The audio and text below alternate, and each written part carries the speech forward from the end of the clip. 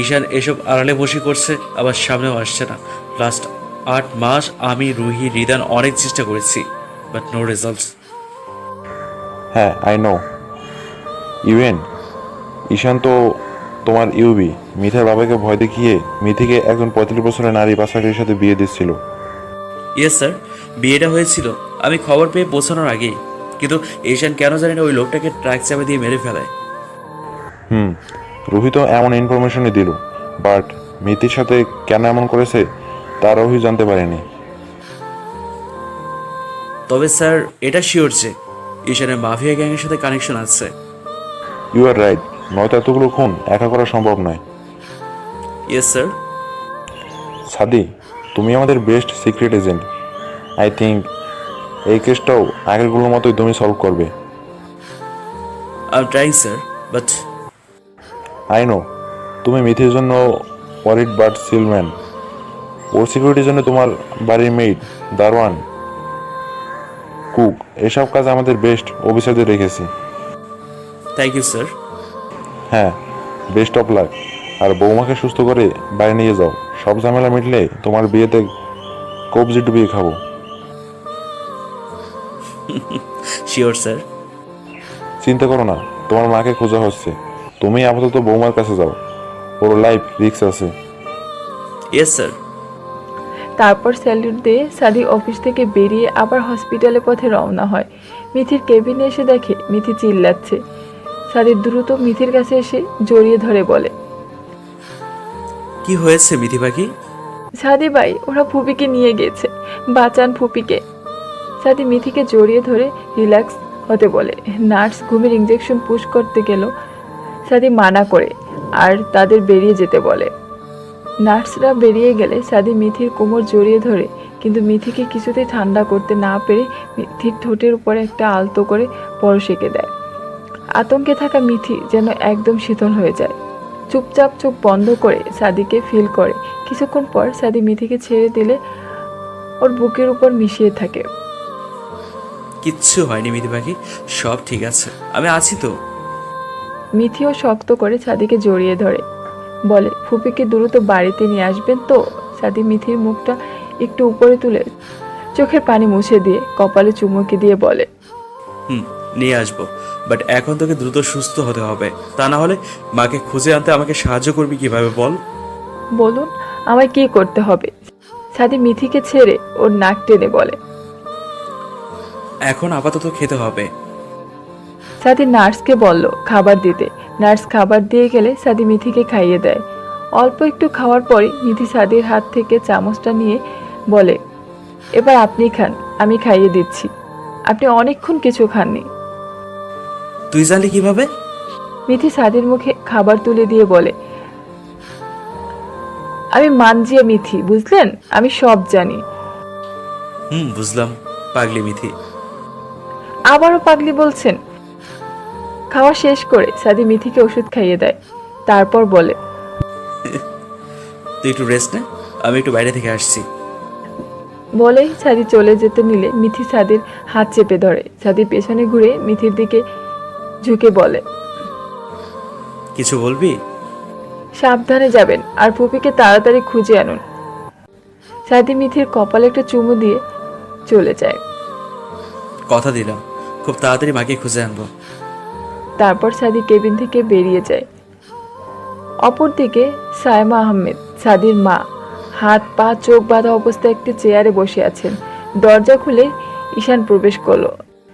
তারপর আলো জেলে সায়মা আহমেদের সামনে বসে তার চোখ খুলে দিয়ে বলল, কেমন আছো চাচিমণি? সায়মা আহমেদের চোখ পিটপিট করে কোনো মতে খুলে কপাল কুঁচকে বলে, ঈশান, ফাইনালি চিনতে পারলে? তুই আমাকে এখানে কেন এনেছিস? ও মা, তুমি জানো না? সায়মা আহমেদ একটু শক্ত করে বলে। কথা ঘুরাবি না, কারণটা বল। ঈশান রেগে পাশে থাকা টেবিলে একটা বাড়ি দিয়ে সায়মা আহমেদের দিকে ঝুঁকে বলে, আমার মাকে মারার প্রতিশোধ নিতে এসেছি। তোর মাকে আমি মেরেছি মানে? ঈশান চিৎকার করে বলে, হ্যাঁ, তোমরা মেরেছো, নিজ হাতে মারোনি, কিন্তু আমার মাকে মরতে বাধ্য হয়েছে। তুই সবটা জানিস না ঈশান, তাই ভুল করছিস। আমি তোকে সবটা খুলে বলছি, শোন প্লিজ। ঈশান চিল্লিয়ে বলে সব জানি আমি। বলে পাশের টেবিলে লাথি মেরে ফেলে চলে যায়, রুমের দরজা বন্ধ করে। আর সাইমা আহমেদ চিৎকার করে বলতে থাকে, ঈশান প্লিজ শোন আমার কথা, আমার সাদির কোনো ক্ষতি করিস না প্লিজ। ঈশান সাইমা আহমেদকে তার পুরাতন একটা গোডাউনে রেখেছে। গোডাউনটা শহর থেকে বেশ দূরে। ঈশান গোডাউন থেকে বেরিয়ে সিকিউরিটির সাথে কিছু কথা বলে গাড়ি নিয়ে বেরিয়ে যায়। ঈশান কার ড্রাইভ করতে করতে ভাবতে থাকে, জানো মা, তোমার ছোট ছেলের আজ একটা পুস্কু ছেলে আছে। আমি জানি আমি রুহির সাথে অন্যায় করেছি, বাট উপায় নেই মা আমার কাছে। আর তিশাও আমাকে ধোকা দিয়ে ভাইকে বিয়ে করেছিল, তার শাস্তি দিচ্ছি ওকে। সবাইকে শাস্তি দিব মা, যারা আমাদের সাথে অন্যায় করেছে। সাদিকে মারবো না। মিথিকে কষ্ট দিলে সাদি এমনিতেই মরে যাবে, সাদির কষ্টে ওর মাও মরে যাবে। বাট মিথিকে প্রথম দেখার পর এসব ভাবনার মাঝেই ঈশান একটা বেবি কেয়ার সেন্টারের সামনে। ঈশানকে দেখে একজন মাঝবয়সী সাদা শাড়ি পরা মহিলা এগিয়ে এলেন। মহিলাটি ঈশানকে জিজ্ঞেস করে বলেন, কেমন আছেন স্যার? ইভান, কেমন আছো? ইভান হলো ঈশানের ছেলে। ভালো আছে স্যার। কথা বলতে বলতে ঈশান প্লে হাউসের সামনে চলে এসে ছোট্ট ইভান তার বাবাকে দেখেই দৌড়ে ঈশানের কোলে উঠে পড়ে। ঈশান ছেলেকে কিছুক্ষণ আদর করে, তারপর ওই মহিলার হাতে 50,000 টাকার বান্ডিল দিয়ে বলে, ইভানের যাতে কোনো অযত্ন না হয়। ঈশানকে যেতে হবে, তাই ইভানকে কোল থেকে নামাতে চায়, কিন্তু ইভান বাবার কোল থেকে নামতে চায় না। তার অদস্বরে বাবাকে জানায় যে সে তার বাবার সাথে খেলতে চায়। ঈশান ছেলের আবদার ফেলতে না পেরে ছেলেকে নিয়ে প্রবেশ করে প্লে হাউসের ভেতরে। ছোট্ট ইভান বাবাকে পেয়ে তো অনেক খুশি। সে তার সব খেলনা নিয়ে বাবাকে দেখাতে ব্যস্ত। অপরদিকে সাদি মিথিকে নিয়ে বাড়ি যাওয়ার ব্যবস্থা করছে। কিছুক্ষণ পর সাদি মিথিকে নিয়ে গাড়িতে ওঠে। মিথির হাজারটা প্রশ্নে সাদি বিরক্তের চরম লেভেলে পৌঁছে গেল। মিথি এক প্রশ্ন বারবার করছে, আচ্ছা সাদি ভাই, আমাদের আগে পিছে এত গাড়ি কেন? সাদি উত্তর দিচ্ছে না দেখে সাদির হাত ধরে ঝাঁকাতে লাগলো। সাদি বিরক্ত হয়ে মিথির কোমর ধরে কাছে টেনে গালে সজোরে একটা কামড় বসিয়ে দেয়। মিথি চিৎকার দিতে গিয়েও পারে না, কারণ সামনে রিদান ড্রাইভ করছে। সাদি মিথিকে ছেড়ে দিয়ে বলে, আর কোনো প্রশ্ন করবি না, সময় হলে সব জানতে পারবি। মিথি রাগে চোখে গলায় হাত রেখে সাদির দিকে তাকিয়ে মনে মনে বলতে থাকে, শয়তান, বাদর, বদমাশ লোক, আমার গাল কি তোর সরকারি মনে হচ্ছে নাকি? যা ইচ্ছে তাই করবি? মিথির ভাবনার মাঝে সাদি উত্তর দেয়, তুই সরকারি না, সাদির পার্সোনাল প্রপার্টি, তাই আমার যা ইচ্ছে তাই করবো তোর সাথে। মিথি রসগোল্লার মতো চোখ করে সাদির দিকে তাকিয়ে ভাবতে থাকে যে সাদি বুঝলো কেমন করে। সাদি সামনের দিকে চোখ রেখেই বলে, তোর গবের মাথাতে এত প্রেশার দিস না, ফেটে যাবে ডাফার। মিথি সাদির থেকে একটু দূরে সরে বসে মনে মনে আয়তল কুরসি পড়তে থাকে আর ভাবে যে এই লোক যে অসভ্য জিনে ভর করেছে। কিছু সময় পরে সাদি আর মিথি বাড়ি পৌঁছে যায়। ফ্রেশ হয়ে সাদি মিথিকে খাইয়ে দেয়, ওষুধ দিয়ে রেস্ট নিতে বলে। সাদি বাড়ি থেকে বেরিয়ে যায় রিদানকে নিয়ে। স্যার, আপনি কিভাবে জানলেন যে ম্যাম রায়পুরে প্লাস্টিক গোডাউনে আছে? মিথিকে খাওয়ানোর সময় ফোন করেছিল আমাদের স্পেশাল টিম মেম্বার। ও ও আচ্ছা। সাদি আর রিদান গোডাউনে পৌঁছাতেই কিছু ছদ্মবেশী অফিসার এসে তাকে স্যালুট করে। সাদি সহ সকলকে বন্দুক তাক করে সামনে এগোতে থাকে। পুরো গোডাউন তন্ন তন্ন করে খোঁজার পরও সাদি সাইমা আহমেদকে খুঁজে পায় না। সাদি বুঝতে পারে যে ঈশান টের পেয়েই সাইমা আহমেদকে সরিয়ে ফেলেছে। সাদি বাইরে বেরিয়ে মাটিতে বসে পড়ে, আকাশের দিকে তাকিয়ে বলে, তুমি কোথায় মা? কেমন আছো তুমি? রিদান সাদির কাঁধে হাত রেখে বলে, চিন্তা করবেন না স্যার, ঈশানকে খুব দ্রুত পেয়ে যাব। আমাদের অফিস থেকে ফোন দিয়েছিল, তিশাকে শাহবাগে খুঁজে পাওয়া গিয়েছে। তিশা এখন আমাদের কাস্টাডিতে আছে, বাট তিশা খুব সিক, সুস্থ হলে ওর স্টেটমেন্ট নিতে পারবো। সাদি উঠে দাঁড়িয়ে বলে, অফিসে চলো। সাদি আর রিদান সহ অন্য অফিসাররা অফিসের উদ্দেশ্যে বেরিয়ে যায়। অফিসে পৌঁছে সাদি দেখে কাস্টাডির সিক রুমে তিশানের ডাক্তার চেক আপ করছে। রবিন সাদিকে দেখে বলে, কেমন আছে? এখন কিছুটা সুস্থ আছে স্যার। ডোন্ট ওয়ারি, তোমার মায়ের খোঁজ খুব দ্রুত পেয়ে যাব। Hope so sir. তাদের কথার মাঝে ডাক্তারকে এগিয়ে আসতে দেখে রবিন বলে, how is she now doctor? She is not too fine. Patient বেশ কয়েকদিন ধরে ঠিকমতো খাওয়া দাওয়া করেনি। ওনার ইনজুরিগুলো দেখে ক্রিটিক্যাল বোঝা যাচ্ছে যে কেউ তাকে বেশ শক্ত কিছু দিয়ে আঘাত করেছে। She need time and care to be okay. Robin ডাক্তারকে রিদান জানিয়ে সাদিকে বলে, ঈশানের ইনফরমেশনের জন্য তিশাকে সুস্থ করা খুব দরকার সাদি। Yes sir. ডোন্ট ওয়ারি, ওকে তো সুস্থ হতেই হবে, তাও দ্রুত।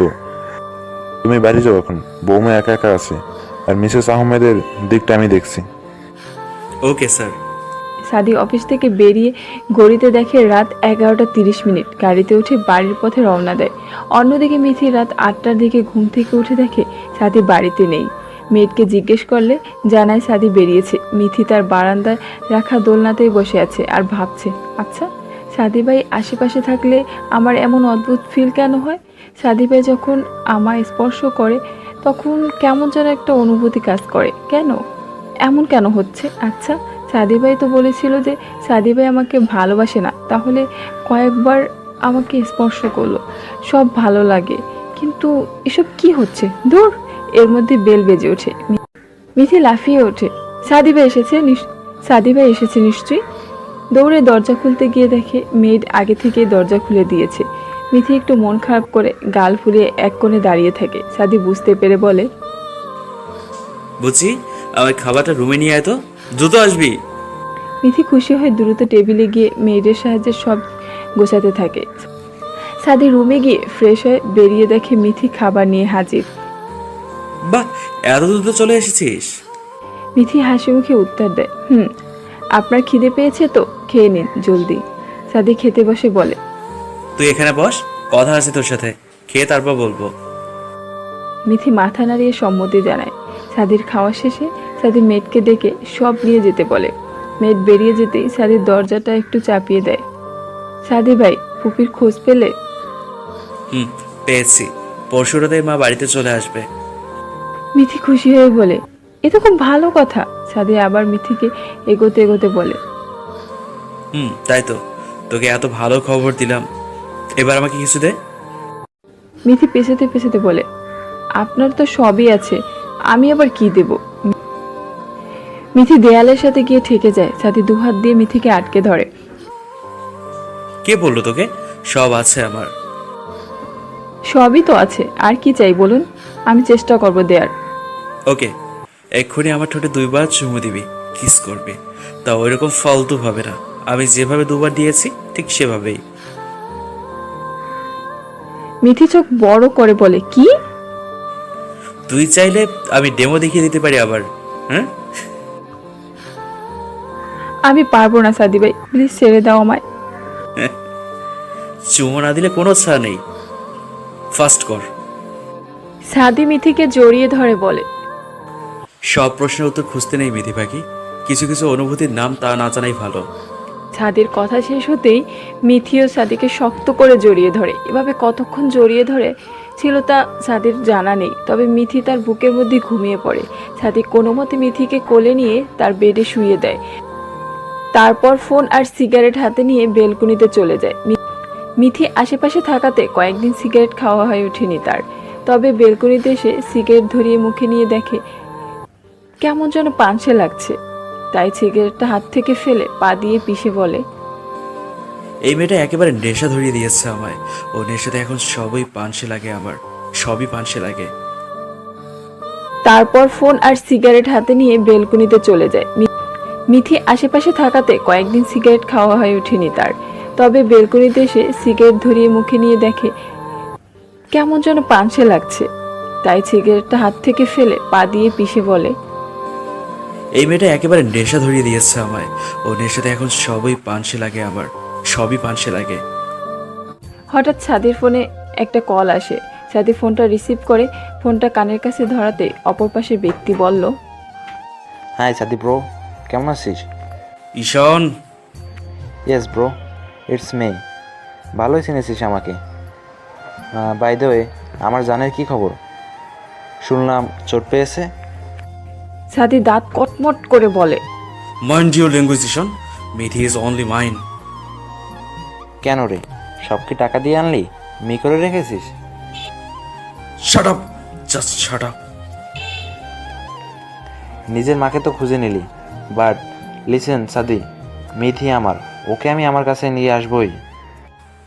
আমি বেঁচে থাকতে পারবি না। ওয়েট অ্যান্ড সি ব্রো, ঈশান সব পারে। বলেই ঈশান ফোন কেটে দেয়।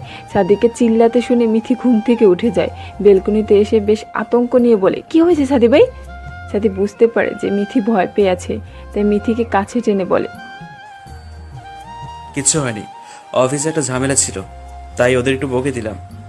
ও আচ্ছা, আমি ভাবলাম বোধহয় কোনো বিপদ হলো আবার। না সরি, আবার চিৎকারে তোর ঘুমটা ভেঙে গেল। মিথি একটু হেসে বলে, নো প্রবলেম।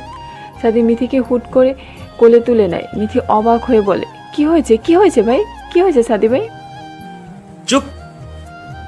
মিথিকে কোলে নিয়ে সাদি দোলনাতে বসে। তারপর মিথিকে শক্ত করে জড়িয়ে ধরে বলে, এবার ঘুমা। কিন্তু সাদি ভাই, এতে তো আপনার কষ্ট হবে। ওসব নিয়ে তোকে ভাবতে হবে না, তুই চোখ বন্ধ কর আর ঘুমা। কিন্তু কিন্তু সাদির চোখ গরম করে তাকানোতেই মিথি ভয়ে আর কিছু বলে না, চোখ বন্ধ করে নেয়। কিছুক্ষণের মধ্যে মিথি ঘুমিয়ে পড়ে। সাদি মিথির মুখের দিকে তাকিয়ে ফিসফিস করে বলতে থাকে, জানিস মিথি পাখি, তোকে প্রথম যখন দেখেছিলাম তখন তুই মাত্র 12 বছরের পিচ্ছি, দুটো বেনি বেঁধে সারা ঘর ঘুরে বেড়াতি। গ্রামে বেড়াতে গিয়ে তোকে দেখি তোর প্রতি অদ্ভুত মায়া কাজ করতে শুরু হয় আমার। আমি নিজের সবে আধার উঠতে পা রেখেছিলাম, নিজের অনুভূতি নিজেই বুঝতে পারছিলাম না। গ্রাম থেকে বেরিয়ে আসার পরও তোর কথা সবসময় মনে পড়তো, চোখ বন্ধ করলে তোর ছবি দেখতে পেতাম। এসব অনুভূতির কথা কাকে বলবো বুঝতে পারছিলাম না। অবশেষে সব দ্বিধা কাটাতে বাবাকে সব খুলে বলি। বাবা জানায় তোর প্রতি আমার এই ভাবনার নামই হলো ভালোবাসা। বুঝলাম যে তোকে আমি ভালোবাসি। বাবা মা কথা দিলেন যে তারা ঠিক সময় মতো তোকে আমায় উপহার দেবেন। সব আশা নিয়ে পাড়ি জমালাম বিদেশে। তবে দেশে ফেরার পর দেখি সব ওলটপালট। দাদনের গায়েব হয়ে যাওয়া, বাবার অ্যাক্সিডেন্টে মারা যাওয়া, আমার মায়ের উপর একের পর আচমকা হামলাতে অস্থির ছিলাম। চাইছিলাম না যে ওই অনিশ্চিত জীবনে তোকে এনে তোকে ভুক্তভোগী করে দিই, তাই অপেক্ষা করছিলাম। সব খোঁজ নিয়ে জানতে পারি এসব ঈশান করছে। সবটা না জেনেই প্রতিশোধের নিদারুণ খেলায় মেতে উঠেছে ও। কোনোভাবে ওর নজর তোর উপরেও পড়ে। ও নিজে যখন তোর জন্য বিয়ের প্রস্তাব নিয়ে যায় তখন মা উপস্থিত থেকে ব্যাপারটা মিটিয়ে দেয়, আর যা প্রস্তাব আসতো তা আমি ভাগিয়ে দিতাম। পরে জানতে পারি যে ঈশান তোর চাচাকে ভয় দেখিয়ে এক 45 বছর বয়সী লোকের সাথে তোর বিয়ে ঠিক করেছে। ওর টার্গেট ছিল ওই লোকের সাথে তোর বিয়ে দিয়ে তোকে শহরে আনবে ওর কাছে। কিন্তু ওই লোক নারী পাচারকারী ছিল। তোকে দেখে লোভ সামলাতে না পেরে ঈশানকে মাঝপথে রিজেক্ট করে দেয়। এটাই ছিল ঈশানের রাগ আর ওকে মারার কারণ। আর তোর বিয়ের আগের দিনই আমাদের বাড়িতে হামলা হয়, মা ইনজিউর্ড হয়। রবিন স্যার কড়া সিকিউরিটি রাখেন আর আমায় বেরোতে নিষেধ করেন। তার সিকিউরিটি ফাঁকি দিয়ে তাও তোর বিয়ের দিন আমি বেরিয়েছিলাম, কিন্তু গ্রাম অবধি পৌঁছানোর আগে কেউ জোরে আমার গাড়িতে ধাক্কা মারে। মাথায় চোট পাওয়ার কারণে সেন্সলেস হয়ে যায়। সেন্স আসার পর কোনো মতে গ্রামে পৌঁছে দেখি মাঝ রাস্তাতে লোকজনের ভিড়। তাদের থেকে জানলাম ওই লোকের মৃত্যু হয়েছে ট্রাকের ধাক্কাতে। বাট নো ওয়ারিস, ঈশান নামালেও ওই লোককে আমি মেরে দিতাম, বিকজ তুই শুধুই আমার। তোর জন্য সব করতে পারি আমি, তোর জন্য খুন করতেও হাত কাঁপবে না আমার। তোকে কলেজে বিরক্ত করা ছেলেগুলোর হাত আমি ভেঙেছি, তোর দিকে বাজে দৃষ্টি দেওয়া মুদি দোকানদারের চোখ আমি উঠিয়ে দিয়েছি। তোর জন্য আমি সব করতে পারি মিথি পাখি, তোর জন্য আমি সব করতে পারি। কিন্তু কিন্তু কথা হলো, ঈশানের নজরে তুই এলি কিভাবে? আমি তো এই ভয়ে কখনো তোর আশেপাশেও যাইনি। তাহলে সব ভাবনার মাঝে দূর থেকে ভোরের আজান শোনা যায়। সাদি দোলনা থেকে উঠে ঘরে এসে মিথিকে বেডে শুয়ে দিয়ে গায়ে কাঁথা টেনে ফ্রেশ হতে চলে যায়। ফ্রেশ হয়ে নামাজ পড়ে সাদি গাড়ি নিয়ে বেরিয়ে যায়। অফিসে পৌঁছে সাদি দেখে সামনে রিদান আর রুহি দাঁড়িয়ে আছে। সাদি আসাতেই তারা সেলুট জানিয়ে সাদিকে নিয়ে ভেতরে যায়। তিশার আপডেট কি রুহি? স্যার হাই ডোজের মেডিসিন চলছে, আশা করি কাল স্টেটমেন্ট রেকর্ড করতে পারবো। ওকে রিদান। Yes sir. মায়ের আপডেট কি? স্যার, ঈশান ম্যামকে সিলেটের একটা বাগান বাড়িতে রেখেছিল, ওখানকার গোডাউন থেকে সরিয়ে। আমাদের টিম খবর পেয়ে ওই বাড়িতে যায়। ম্যামকে খুঁজে পেলেও ঈশানকে ধরতে পারেনি। ম্যাম কিছুটা ইনজুর্ড থাকার কারণে ম্যামকে ইমার্জেন্সি শিফট করা যাচ্ছে না, তবে ইনশাল্লাহ কাল সব সিকিউরিটি অ্যালার্ট করে ম্যামকে ঢাকা নিয়ে আসবো। ওকে। রিদানের কাজ থাকায় সে দ্রুত প্রস্থান করে। রুহিকে সাদি বলে তার সাথে কেবিনে আসতে। কেবিনে এসে সাদি রুহিকে বসতে বলে। সাদি গ্লাসে পানি খেতে লাগলো। সাদি পানি খেয়ে পেপার ওয়েট ঘোরাতে ঘোরাতে বলে, রুহি, আবার একজনের উপর খুব সন্দেহ হচ্ছে। সে আমার আশেপাশে আছে, তাহলে সন্দেহ দূর করতে কি করা উচিত বলো তো? রুহি একটু ভেবে বলে, তাকে সরাসরি প্রশ্ন করে সন্দেহ দূর করে নেওয়া উচিত sir. Correct. So Ruhi, tell me, ঈশানের সাথে তোমার ফ্যামিলির এত ভালো রিলেশন থাকা সত্ত্বেও তুমি কেন আমাদের ঈশানের বিরুদ্ধে সাহায্য করছো? রুহি থমথম খেয়ে যায়, হাত ঘষতে শুরু করে। তার মানে কি ধরে নিব রুহি, ঈশান যে বারবার আমাদের হাত থেকে ছুটে যাচ্ছে এর কারণ তুমি ঈশানকে ইন্টেলিজেন্স রিপোর্ট লিক করছো? না স্যার, আমি কোনোদিন আমার প্রফেশনের সাথে বেইমানি করিনি। Then what's the reason Ruhi? Sir, ঈশানকে আমার বাবা আমার বাড়িতে এনেছিল।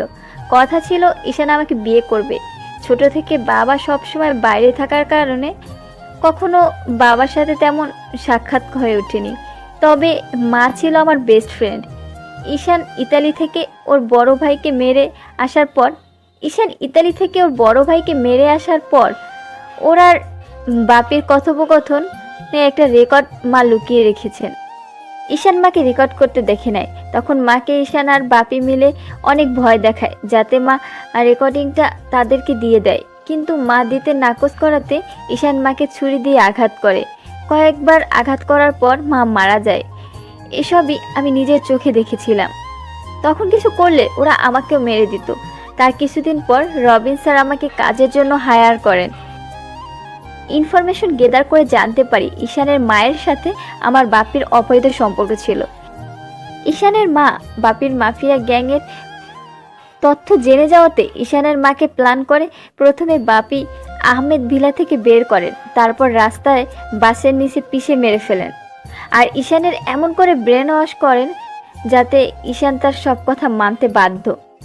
রুহি চোখের পানি মুছে বলে, আমি তো স্যার শুধু আমার মায়ের খুনিকে শাস্তি দিতে চাই, এজন্যই আপনার সাথে কাজ করছি।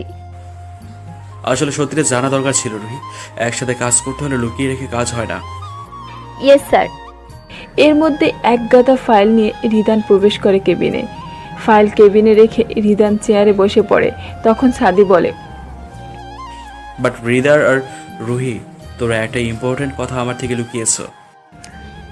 রিদান আর রুহি একসাথে বলে, কি স্যার? সাদি একটু হেসে বলে, এই যে তোমরা কাজের আড়ালে দুজন হেভি প্রেম করছো, চুটিয়ে প্রেম করছো।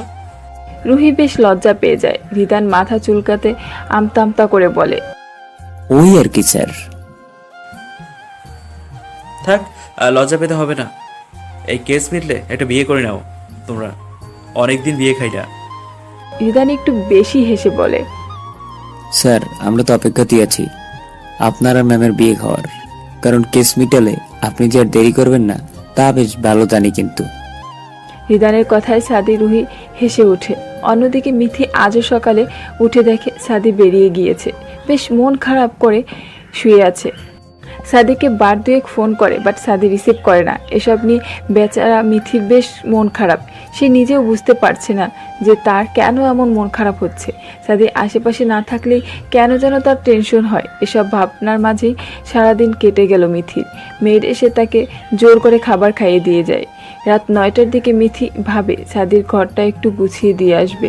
মিথি সাদির ঘরে গিয়ে সাদির ঘর গোছাতে থাকে। তারপর দেখে দেয়ালে টানানো সাদির বিভিন্ন সময়ের ছবি দেখতে থাকে। খেয়াল করে দেখে যে তিশার কোনো ছবিই নেই। মিথি মনে মনে বেশ খুশি হয়। সাদির বই, জামা, বিছানা এগুলো গুছিয়ে প্রায় 10টা 30-এ বেরিয়ে আসে। মিথি নিচে আসতেই মেড বলে, তাকে খেয়ে নিতে, কিন্তু মিথি জানায় সে সাদিকে ছাড়া একা খাবে না। অপেক্ষা করতে করতে রাত 12টা বাজে। তারপর মেড বলে যে সাদি জানতে পারলে তাকে বকবে, তাই মিথি এক প্রকার বাধ্য হয়ে খেয়ে নেয়। তারপর নিজের ঘরে গিয়ে সাদির অপেক্ষা করতে থাকে। রাত 1টা পার হওয়ার পরও সাদি না ফিরলে মিথি যেন আরও টেনশনে পড়ে যায়। সাদিকে বারবার ফোন করছে, বাট ফোন রিসিভ করছে না। মিথি টেনশন করতে করতে জানালার পাশে আরামসে কেদারা বসে আকাশের দিকে তাকিয়ে থাকে। অনেকক্ষণ অপেক্ষার শেষে মিথি তন্দ্রার মধ্যে পড়ে যায়। মিথির চোখ বুজে যায়। বেশ অনেকক্ষণ পর মিথি থরপর করে উঠে যায়। সময় দেখে 3:28। মিথি দৌড়ে ছাদের ঘরের সামনে গিয়ে দেখে আলো জ্বলছে। মিথি দ্রুত দরজা ঠেলে ভিতরে ঢুকে দেখে সাদি মাত্র ওয়াশরুম থেকে বেরিয়েছে। মিথি দৌড়ে গিয়ে সাদিকে জড়িয়ে ধরে। সাদি অবাক হয়ে যায়। তারপর বুঝতে পারে মিথি কাঁদছে।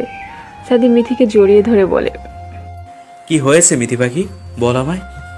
কই ছিলেন আপনি? এত লেট করে কেউ ফিরে? ফোনও ধরেননি। জানেন কত টেনশন হচ্ছিল?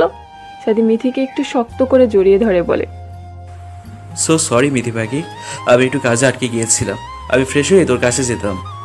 মিথি সাদিকে জড়িয়ে ধরে বলে, খুব বাজে আপনি, সারাক্ষণ আমাকে অনেক কষ্ট দেন।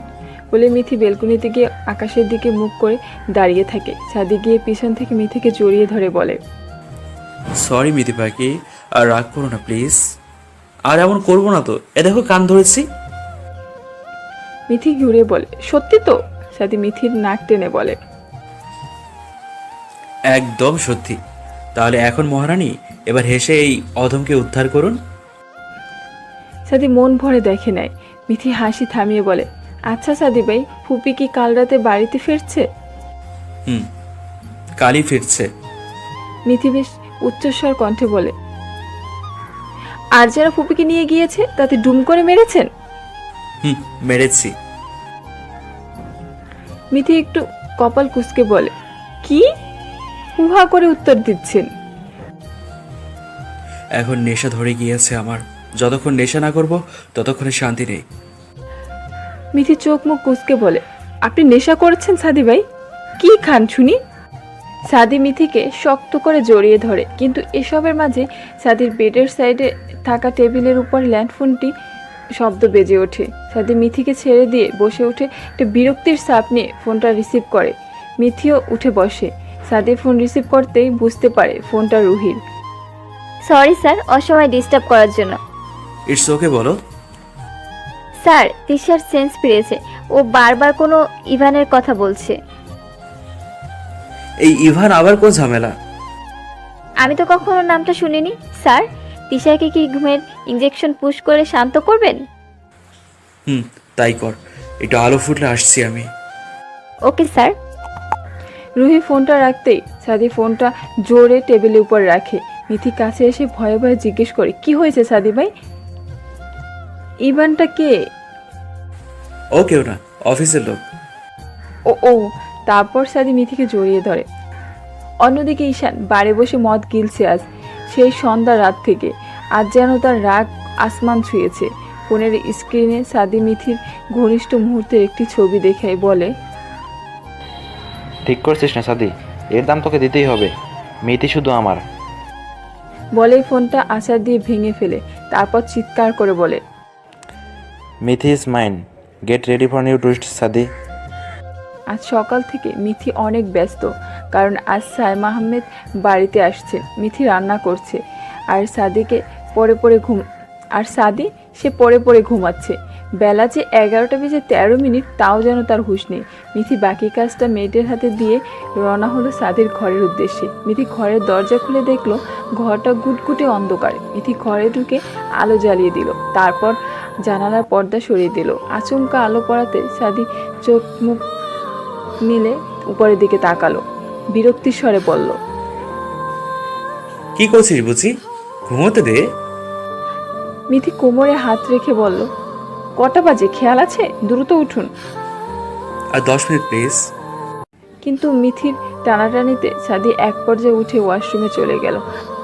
আর মিথি তার মধ্যে সাদির বেড গুছিয়ে একটা চিরকুট লিখে সাদের ঘড়ি দিয়ে চাপা দিয়ে রুম থেকে বেরিয়ে গেল। সাদি ওয়াশরুম থেকে বেরিয়ে রেডি হয়ে ঘড়ি তুলতে গেলে তখনই দেখে ঘড়ির নিচে একখানা চিরকুট। সাদি বুঝতে বাকি রইল না এটা কার কাজ।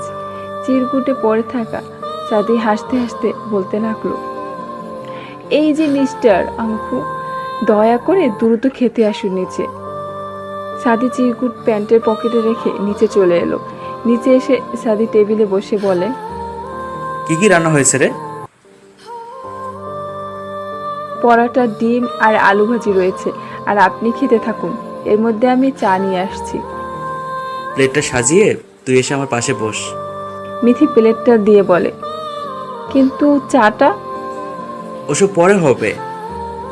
মিথি গিয়ে চুপচাপ সাদির পাশে বসে পড়ে। সাদি প্রথম লোকপাত নিয়ে মিথির মুখে ধরে, মিথি মুখ নিয়ে, তারপর মিথি অপরদিকে সাদিকে খাবার তুলে দেয়। এভাবে খাওয়া শেষ করার পর সাদি মিথিকে কাছে টেনে ভালোবাসার পরশ বসিয়ে দেয়। সাদি বেরোনোর জন্য মিথি সবকিছু গুছিয়ে ফ্রেশ হয়ে জোহরের নামাজ পড়ে নেয়। তারপর টুকটাক কাজ শেষ করে ঘড়ির দিকে দেখে 3:18। মিথি সাদিকে ফোন দেয়। সাদি রিসিভ করে বলে, মিথি পাখি বল। আপনি কি দুপুরে আসছেন বাড়িতে? না, একেবারে মাকে নিয়ে ফিরবো। আচ্ছা। তারপর ফোন রেখে দেয় মিথি। সাইমা আহমেদ আসবে বলে ঘরের টুকটাক কাজের ফাঁকে দুপুরে খাওয়ার কথা ভুলেই যায় সে। মাগরিবের নামাজ পড়ে সোজা রান্নাঘরে চলে যায়। মেয়েদের সাহায্যে নিয়ে রাতের খাবার প্রস্তুত করে ফেলে। রান্না শেষে ফ্রেশ হয়ে নিচে এসে দেখে সাইমা আহমেদ আর সাদি সোফাতে বসে আছে। মিথি দৌড়ে গিয়ে সাইমা আহমেদকে জড়িয়ে ধরে কেঁদে দেয়। সাইমা আহমেদও এর মধ্যে সাদি